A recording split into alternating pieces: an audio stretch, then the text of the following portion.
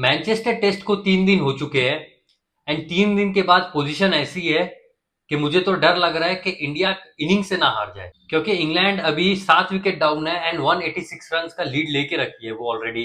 3 wicket है उनके पास, वो 3 विकेट पूरा खेलेंगे। 200-250 की अगर उनकी लीड हो जाती है तो नेवर नो इंडिया हार भी सकती है इनिंग से, बिकॉज जैसी है इनकी बैटिंग लाइनअप, जो मतलब इतना डिफेंसिव। सबसे पहले तो मैं बात करूंगा ना इंडिया की प्लेइंग 11 के ऊपर बात करूंगा, बाकी तो बाद में बात करेंगे। सबसे पहले जो बात करेंगे वो प्लेइंग 11 की बात करेंगे। आपने करुण नायर की जगह साई सुदर्शन को लिया, अच्छा, नो इशू, इसमें कोई दिक्कत नहीं है। आपको लेना बनता भी था, नहीं भी लेते तो कोई बात नहीं, लेकिन आपने लिया तो इसमें कोई बड़ी बात नहीं है, लेना बनता था। सबसे मेन इशू क्या होती है इंडिया की, ये हमेशा सी है कि 8 नंबर में एक ऐसे खिलाड़ी को खिला लेंगे जो थोड़ी सी आपको लगता है उनको कि थोड़ी सी आपको बैटिंग भी करके देते एंड थोड़ी सी आपको बॉलिंग भी करके देते। बट वो 8 नंबर में ऐसे खिलाड़ी को खिला लेते हैं कि ना वो आपको बैटिंग करके देते हैं और ना ही वो आपको बॉलिंग करके देते हैं। ये प्रॉब्लम ना इंडिया की अभी की नहीं है कि नहीं, ये गंभीर के एरा में ये प्रॉब्लम शुरू हुई है, ये ऐसे अभी प्रॉब्लम नहीं है, ये बहुत पुरानी प्रॉब्लम है कि 8 नंबर में इतना डिफेंसिव माइंडसेट कि आपको डर लगता है कि कहीं हमारी बैटिंग कोलैप्स हो गई तो 8 नंबर पे अपने पास एक बैट्समैन रहेगा जो इनिंग्स को संभाल ले एंड वो अपने को थोड़ी सी बॉलिंग भी करके दे दे। बट ऐसा होता नहीं है, ना वो आपको बॉलिंग भी करके नहीं देता है ठीक से, और ना आपको वो बैटिंग मिलती है सही से। आप या तो एक प्रॉपर बैट्समैन को खिलाओ या तो आप एक प्रॉपर बॉलर को खिलाओ। आपने शार्दुल ठाकुर से सिर्फ 11 ओवर करवाए हैं, मतलब आप अपने प्रीमियम बॉलर, 8 नंबर वाला प्रीमियम बॉलर, उसको आप ऑलराउंडर में नहीं गिनोगे, वो आपका बॉलिंग ऑलराउंडर है। बॉलिंग ऑलराउंडर ने आपके बॉलिंग ऑलराउंडर से आपने सिर्फ 11 ओवर करवाया, मतलब सबसे कम बॉलिंग उन्हीं से करवाई है क्योंकि उनको मार पड़ रही थी। तो आप उनकी जगह एक प्रॉपर बॉलर को खिला सकते थे ना, या एक प्रॉपर एक बैट्समैन को आप डाल लेते, करुण नायर को खिला लेते, हम लोग 5 बॉलर ही खेल लेते। मतलब शार्दुल ठाकुर कहां से आ गया भाई? मतलब आप लोग के पास कुछ भी नहीं है तो 8 नंबर पे किसी एक भी ऑलराउंडर को डाल के टीम को कैसे भी करके पूरी करनी थी।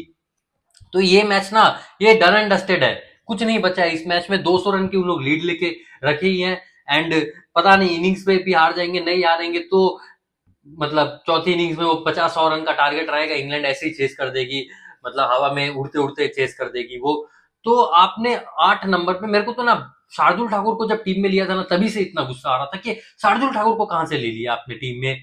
मतलब कुछ भी नहीं है आपके पास तो शार्दुल ठाकुर को खिला लो कि आपको बॉलिंग भी मिल जाएगी, बैटिंग भी मिल जाएगी, और आपको दोनों ही नहीं मिलते। चलो उन्होंने 41 रन किए, लेकिन वो 41 रन कैसे किए उन्होंने?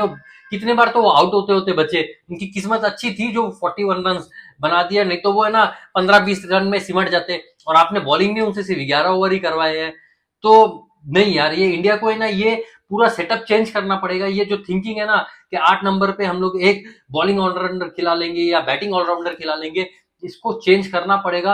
आपको अगर खिलाना है तो आप या प्रॉपर बल्लेबाज खिलाओ या तो आप प्रॉपर गेंदबाज खिलाओ।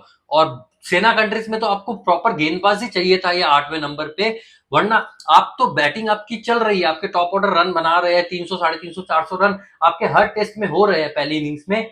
बट हम लोग क्यों नहीं जीत पा रहे हैं? बिकॉज विकेट्स ही नहीं ले पा रहे हैं, विकेट्स ही नहीं ले पा रहे हैं। ये टेस्ट में भी तो यही हो रहा है ना, कहाँ है विकेट्स नहीं ले पा रहे हैं हम लोग, तो विकेट्स नहीं ले पा रहे हैं इसीलिए तो मैच हार रहे हैं ना। तो आपको एक प्रॉपर आपको गेंदबाज चाहिए था 8वें नंबर पे, जो आपने लिया नहीं। ये इंडिया की बहुत बड़ी मिस्टेक ये बहुत पहले से चल रही है, ये बहुत अरसों से चल रही है ये, कि 8 नंबर पे हम लोग एक ऑलराउंडर खिलाएंगे एंड हम लोग को बैटिंग भी करके देगा एंड बॉलिंग भी करके देगा, बट असलियत में कुछ नहीं करके देता है। पहले दिन ऋषभ पंत इंजर्ड हो गए थे एंड वो इंजरी के कारण 5वां टेस्ट वो नहीं खेलेंगे, वो 5वां टेस्ट के लिए मतलब रूल्ड आउट कर दिए गए हैं। उनको 6 वीक्स का उनको रेस्ट बोला गया है डॉक्टर्स के द्वारा। बट उन्होंने जो ब्रेवरी दिखाई थी ना, जो इंजरी के बदले भी वो जब बैटिंग करने आया था ना, बहुत ही अच्छी ब्रेवरी दिखाई थी। अच्छा लगा कि ऋषभ पंत ना एक फाइटिंग कैरेक्टर है ही, पहले से भी थे अभी भी है। एंड अच्छा लगा वो बैटिंग करने आए एंड शायद फोर्थ इनिंग्स में, थर्ड इनिंग्स में, इंडिया की थर्ड इनिंग्स में वो शायद फिर से आपको बैटिंग करते हुए नजर आए। बट बस अब क्या बोले, बॉलिंग अपनी ऐसी हुई इस बार, ना बुमराह विकेट ले पाए, ना मतलब बॉलिंग चली ही नहीं अपनी। मुझे लगता था वाशिंगटन सुंदर से ना लॉन्गर स्पेल करवा सकते थे, उनकी बॉल ना अच्छी ड्रिफ्ट हो रही थी, उनसे लॉन्गर स्पेल उनको बनता था। बट पता नहीं क्या है। एंड कुछ रिपोर्ट्स तो ये भी मिली है कि ड्रेसिंग रूम में ना शुभमन गिल एंड जसप्रीत बुमराह की ना तू मैं भी हुई थी कि वो कंटिन्यू करना चाहते थे पेसर्स के साथ, बट शायद बुमराह ने बोला था कि आप स्पिनर्स के साथ कंटिन्यू कर सकते हैं, बट शुभमन गिल ने वो बात मानी नहीं। तो पता नहीं क्या क्या चल रहा था ड्रेसिंग रूम में, अंदर की बात नहीं पता, लेकिन कुछ ना कुछ गुफ्तगू हुई थी उनके बीच एंड कुछ ना कुछ प्रॉब्लम इन दोनों के बीच चल रही थी ये चौथे टेस्ट को लेके। रिपोर्ट्स तो ये भी आ रही है कि जसप्रीत बुमराह की ना बॉडी अब मान नहीं रही है एंड मुझे नहीं लगता है कि वो 5वां टेस्ट खेलेंगी एंड बचा भी नहीं है कुछ। सीरीज तो हम लोग इधर ही हार जाएंगे मैनचेस्टर में, तो 5वां टेस्ट के लिए कुछ बचा भी नहीं है अपने पास एंड लगता है जसप्रीत बुमराह 5वां टेस्ट नहीं खेलेंगे। एंड कुछ मीडिया तो ये भी रिपोर्ट कर रही है कि जसप्रीत बुमराह टेस्ट से रिटायरमेंट ले लेंगे। ये अब कहां से आ गया भाई? अगर जसप्रीत बुमराह टेस्ट से रिटायरमेंट ले लेते हैं तो फिर क्या बचेगा अपने पास? कुछ नहीं बचेगा। मतलब आप सेना कंट्रीज में तो भूल ही जाओ कि हम लोग कोई टेस्ट मैच फिर जीतने वाले हैं। बिकॉज आप चलो इंडिया में तो आप स्पिनर्स के थ्रू, आप जितने भी आपके पास पेसर्स है उसके थ्रू आप टेस्ट मैच जीत जाओगे, बट जब आप ऑस्ट्रेलिया जाओगे, इंग्लैंड जाओगे, न्यूजीलैंड जाओगे या साउथ अफ्रीका जाओगे, आप कैसे जीतोगे? आप बुमराह के बिना कैसे जीतोगे? तो अगर बुमराह के मन में कहीं से भी ये आ रहा है तो भाई, मेरे भाई, तुम आईपीएल मत खेलो, तुम सब जगह रेस्ट ले लो, ये फालतू की T20 सीरीज वगैरह भी खेलना छोड़ दो, बट टेस्ट क्रिकेट मत छोड़ो भाई। मतलब रोहित शर्मा ने रिटायरमेंट लिया, विराट कोहली ने रिटायरमेंट लिया, इन दोनों के रिटायरमेंट के बाद आप ही एक सीनियर प्लेयर बचे हो। अगर आप भी अब रिटायरमेंट ले लोगे तो फिर अपने पास मतलब बचेगा क्या? फिर कुछ नहीं बचेगा। मतलब सेना कंट्रीज में तो अपनी हाल अभी जो बांग्लादेश पाकिस्तान की होके रखी है ना, वैसी हाल हो जाएगी अपनी। तो भाई जसप्रीत बुमराह भाई से रिक्वेस्ट है कि रिटायरमेंट का ये अगर कहीं से भी उड़ती उड़ती खबर आई है तो इसमें ना एक पर्दा गिरा दे कि ये फॉल्स न्यूज है बोल के हमें एक संतुष्टि दे दे। चौथा मैच का चौथा दिन आज खेला जाएगा एंड इंग्लैंड अभी 186 रन से लीड कर रही है और 7 विकेट डाउन है, 3 विकेट हाथ में है।